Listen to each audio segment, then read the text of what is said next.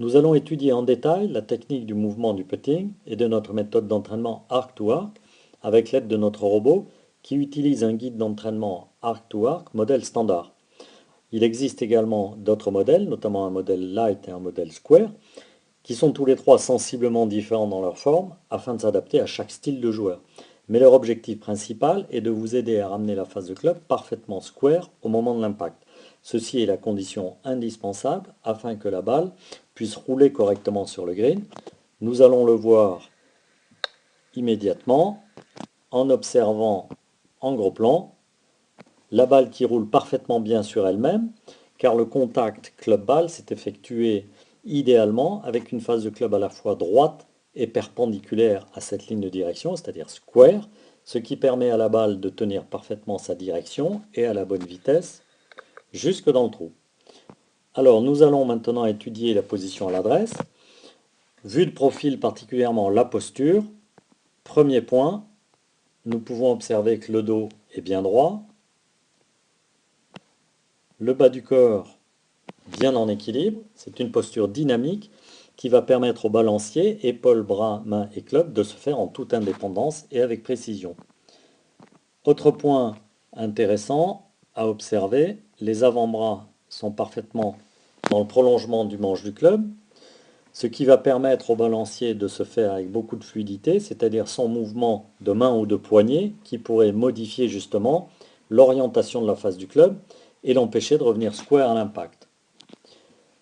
Autre point intéressant à observer, les yeux ne sont pas forcément parfaitement au-dessus de la balle, car ce point dépend essentiellement de la position du joueur à l'adresse, c'est-à-dire de la longueur de son putter utilisé et du lie de celui-ci. Alors nous pouvons observer dans ce cas que ce joueur utilise un putter dont le lie peut être à peu près à 68 degrés, ce qui sous-entend qu'il y a une certaine distance entre la balle et les pieds du joueur qui ne l'oblige pas à avoir les yeux au-dessus de celle-ci.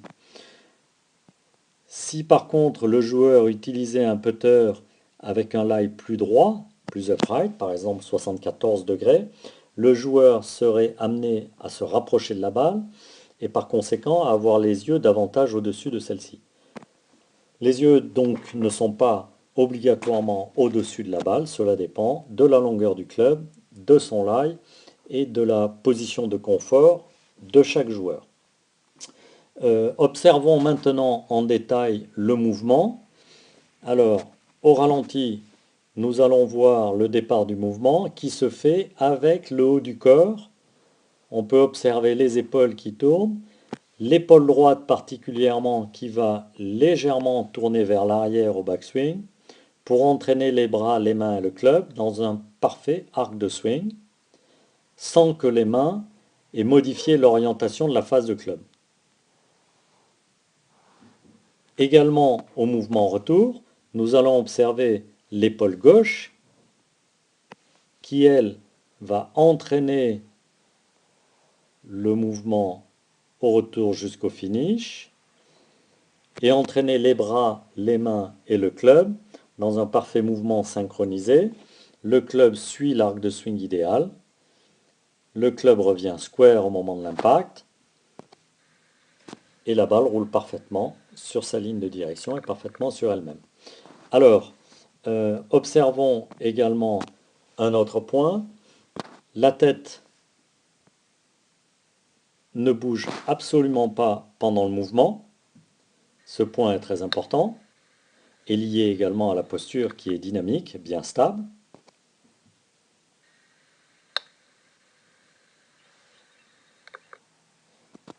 Alors nous voyons également que le dos est resté parfaitement droit et immobile pendant tout le mouvement.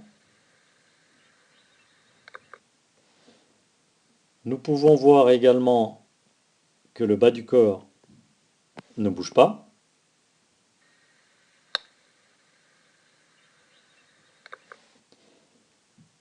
Les poignets sont restés fermes. Il n'y a pas eu d'action de main également qui pourrait modifier l'orientation de la face du club.